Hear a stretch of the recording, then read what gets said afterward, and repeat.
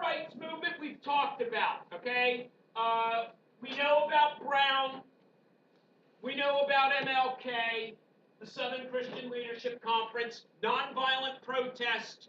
Okay, if you're asked at FRQ about the civil rights movement, you want to start with Brown. You want to start post-World War II, fight for equality at home after fighting for it abroad. You want to focus on desegregation of the armed forces, MLK promoting a nonviolent approach to civil rights, the bus boycott, okay, which we've talked about. Rosa Parks didn't give up her seat.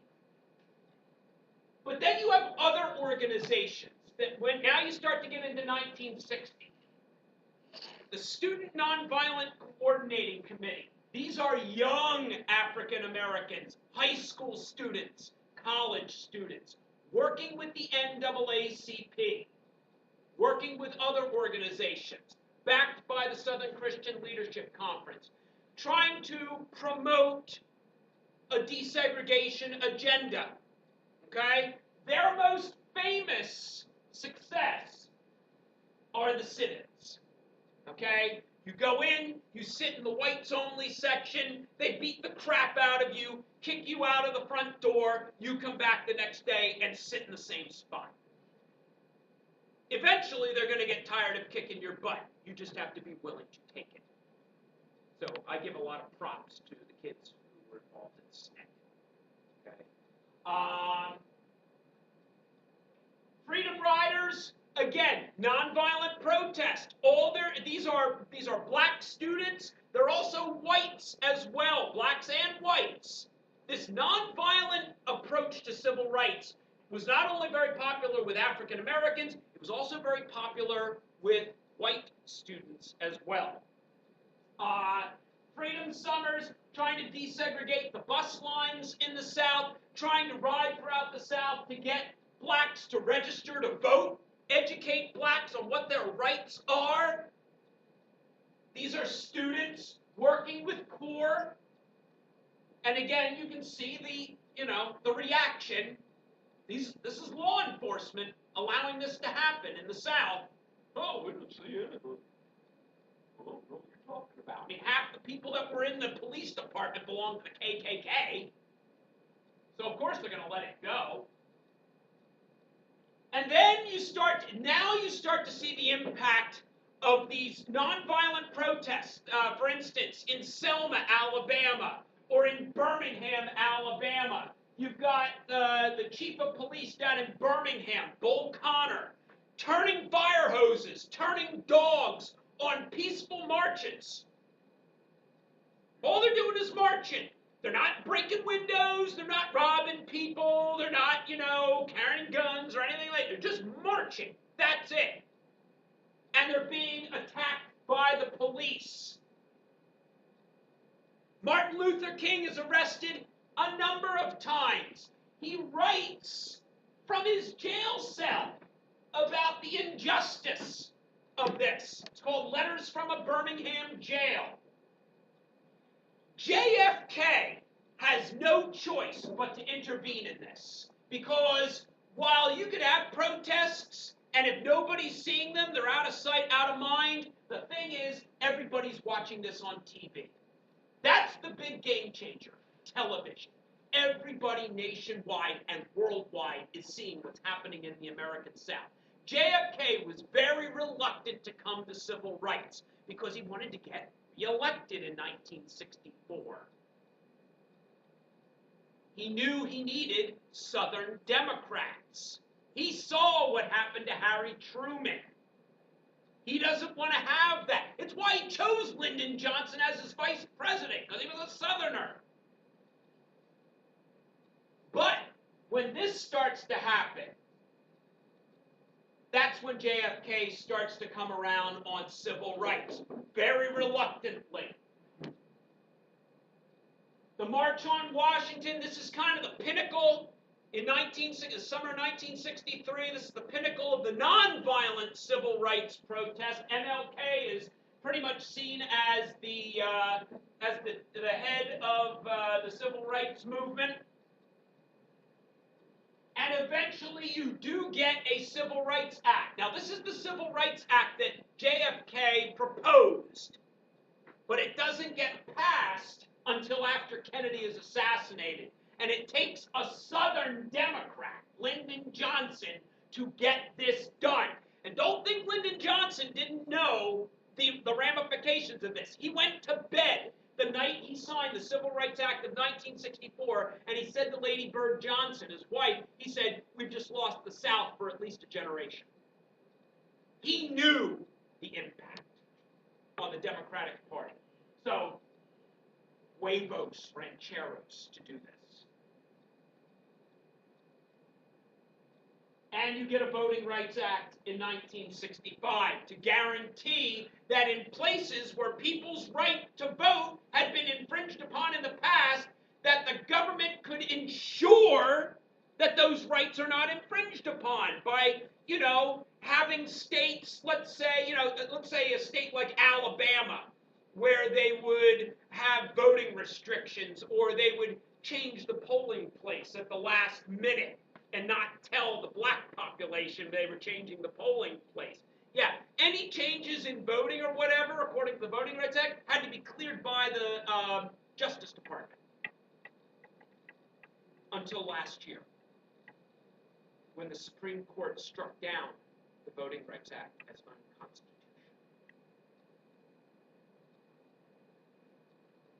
Because, as Justice Roberts said, racism is over. We have a black president. That's the most racist thing I've heard. Never doubt. That's it. We got a black president. Racism's over. Good. That's it. Kumbaya. Has he ever been down south? Yeah, exactly. Exactly. It's from Walk Virginia. down the street. Chief Justice Roberts is from Virginia. He needs to go Um, south of that. Yeah. So, this was struck down last year. And within 24 hours, Texas, Florida, South Carolina, Mississippi started enacting voter restriction laws. Within 24 hours. Oh my God. Racism's over, right? We can go through it later, okay? Now, you would think that with the Voting Rights Act and the Civil Rights Act in 64, 65, that problem solved. But for a lot of African Americans, the progress through Martin Luther King's nonviolent approach was too slow, too timid, they believed. And they advocated a more radical, more aggressive stance on civil rights. Martin Luther King would argue that if a man slaps you on the cheek, takes the Jesus approach. If a man slaps you on the cheek, give him the other cheek to slap, to show them the folly of their ways. The Black Power movement that you see rise in 65, 66 says, if they slap the cheek, you slap them back and not take it anymore. Stokely Carmichael was the head of the Student Nonviolent Coordinating Committee. You can see him here at a rally for the Students for Democratic Society. A lot of these protest movements found common cause with one another. You found the civil rights guys in with the students' rights guys, in with the women's rights people, the environmentalists. They all they kind of blended together. It was like one big Venn diagram. You had folks like Malcolm X and the Black Muslims, the Nation of Islam, advocating separation of the races. Malcolm X was making the argument that blacks and whites could not live together, nor should they try. That whites were, quote unquote, the devil. And then he goes on the Hajj. And if you've been in world history, you know that the Hajj is the pilgrimage to Mecca. And he sees Muslims of all different races, all together. And it's kind of an epiphany. And he comes back from the Hajj in 1964 and says, you know what, maybe we can work together. And he contacts Martin Luther King. And they start to work together. And then he's shot. Most people believe by members of the Nation of Islam. nobody's ever proved. Then you get the Black Panthers. Now, remember I told you how the Freedom Riders and the nonviolent protest was appealing to whites as well? That is not. Whites look at that and go, holy crap, blacks with guns. Okay, we're out of here, we're done. Thank you. But there is an element within the African American population that believes that civil rights is not moving fast enough, and they want to be more aggressive. And you find between 1966 and 1972 a lot of that inner city poverty, racism, frustration, upset at the Vietnam War, upset at the slow pace of civil rights.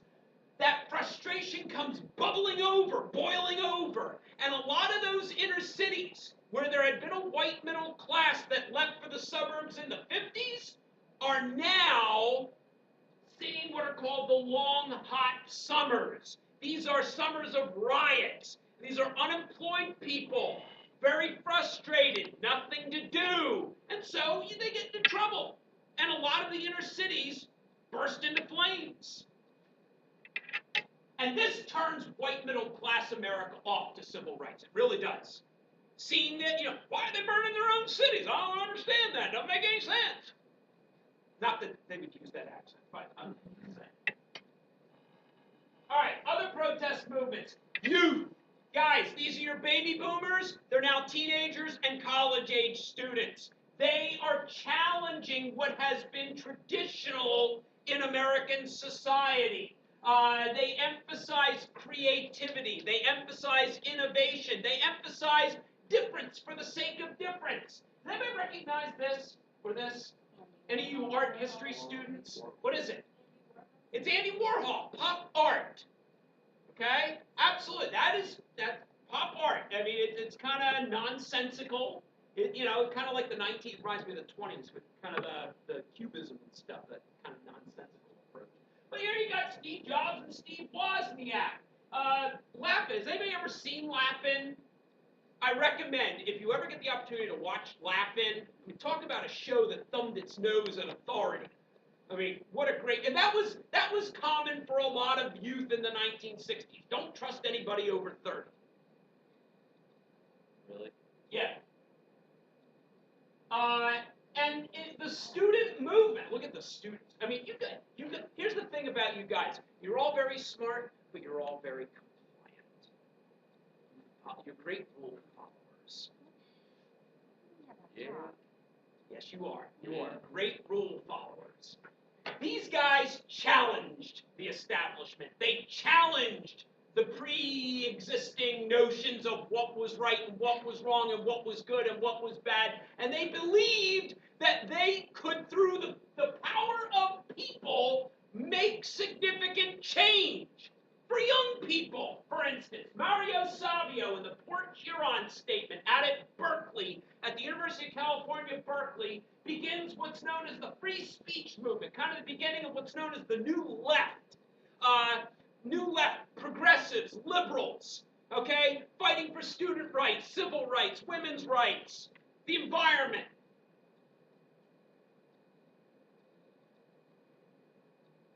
Which leads to the anti-war protests of the 1960s have a lot to do with students being engaged. After all, it was students who were being drafted.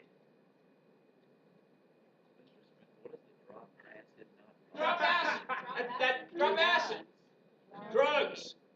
Now, I'm not going to sit here on camera and teach you about LSD. I don't want to know about it. But I'm just telling you, that's what, I mean, look, a lot of this student movement was fueled by drugs.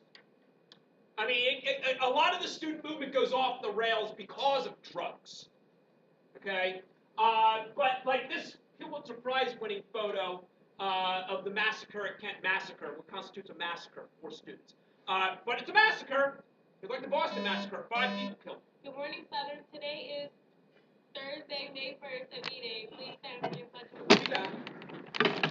I pledge allegiance allegiance to the flag of the United States of America and to the republic for which it stands, one nation under God, indivisible, with liberty and justice for all. And justice for all. Please be seated. Okay? Good morning, seniors. This is Mrs. Gibson, Okay, your this class doesn't advisor concern for us. 2014. All right. Please Then you listen got your carefully. hippies. You have today I mean, look at these ABC dude, lunch. man. At least take a Tomorrow, bath. Bulldog Block. Okay? Tomorrow, ABC lunch. What's going That's on? it. You do not purchase your tickets by The tomorrow. summer of by the love beginning is of kind C of lunch, the you coming will out not be able party to go to for the prom. hippies of the Also, 1960s. you need to People went nominate to San king and queen. Francisco I'll be sitting inside for this rock room, festivals all out there lunches. to get involved You in need to drugs. nominate. A lot of the young Also, people wound don't up hanging complain out about in your San DJ and the Francisco. songs that he plays if you do not make a request. It's $1 for 2 Latinos. songs. Cesar Chavez organizes the United Fruit Thank you. Workers to promote Latino worker rights. There's a grape Any strike graduating seniors and a interested in lettuce auditioning strike. for graduation Lettuce performances, pickers and please grape see Mr. pickers Dennis go on for strike. the paperwork. And it look, That's to battle breast cancer. And Bring look, your game tomorrow versus people or don't rather, realize wear your that t-shirt and support. there are folks out there that do work to make There will be sure a that national food is on your partnership table. meeting today Cesar on the Chavez phone is with trying to Bell, turn Jane a Moore, Hart spotlight Studio. on After those the meeting, AC workers. Studio, our students can And that work they with need those to have students. some sort of right, some sort of basic, The cardio lab rights will be and closed a on Friday, decent May pay, 2nd and a Monday, decent May wage. 5th during Bulldog Block. Even the gay rights The movement Health and Wellness takes Club will off be in the hosting an agility 1960s as a ball result of tournament something on called the Thursday, May 15th Stonewall from 3:30 to riot 5:30. in New York City, down in Greenwich Village, which has a very sizable homosexual community. Team registration will begin during A lot of these gay clubs were the targets. First of all, in a lot of states, it was illegal. Team registration will It begin was illegal. Tuesday. And then they would. A lot of these gay underground clubs would become targets for the police and the authorities. Well, one night in the summer of 1969, the police raid the Stonewall Club in Greenwich Village. They go in, they rouse the customers, and the customers Attention say, all you know street what, we've team had members. it. There will be And they a fight meeting back. this And you Friday, wound up with May about 2 or 2nd 3 during Bulldog days Block in Miss of Myers' room. angry F102. gays fighting back Please see against Miss the Arnie if police you in New are York unable City. to attend. Attention Tri-M members. Elections Native are upon us. Americans Do you have even what it get takes into to the run for mix. office? Can you continue our legacy? Trying Write up a to, speech and campaign for yeah, yourself. because if you look at Please if you only look run at for Native one office Americans and today, notify Kathy per Garfola capita, as soon they as have you the know highest you're rates running of for. poverty, Elections will be highest during rates of Bulldog Block, May alcoholism, 23rd. Get your highest campaign. rates of high school dropout. Anyone who was unable to make And that is a look. That is a leftover. That is our legacy, going all the way back to the Dawes Act. Franklin Roosevelt tried to solve that in the 1930s with what was called the Native American New Deal or the Friday, Indian May New 2nd, Deal. 4 to 9 But p.m. really, I mean, Sales directly as a benefit culture, we Bulldog. screwed the Native Two locations Americans. in Edgewater and the Huh? Annapolis Harbor Still Center. are. Right. No flyers required. Just So, mention Bulldogs and Native Congress Americans Front fight back at a symbolic place, Wounded Knee, Teachers and students where there had been a massacre in 1890 when federal troops massacred 300 Sioux Indians. They had a standoff between the American Indian movement and the FBI. Hostages were taken. Environmentalists, they're inspired by Rachel Carson's book, Silent Spring. Always a test question. Always a test question. Silent Spring, always a test question. Rachel Carson. Does anybody know what Silent Spring is about? Yes, pesticides. That the pesticides that were being used got into the insects, the birds ate the insects with the pesticides, and it killed the bird population. The silence is the fact that you don't hear the birds. Oh, by the way, this is the Cuyahoga River in Cleveland. It's on fire. Guys, when your river catches fire, you've got environmental problems. And that's why the government founds the EPA, the Environmental Protection Agency, to prevent your river from catching fire. So there was so much grease and oil on that river it caught Right. fire. Good And then the God. feminist movement, inspired by Betty Friedan, who's a founder of the National Organization of Women, basically telling women they need to be independent of men. They cannot be defined by men. They need to have their own lives and education and careers. And that's going to spur the National Organization of Women to fight for equal pay in the workplace. Eventually, they're going to fight for an Equal Rights Amendment.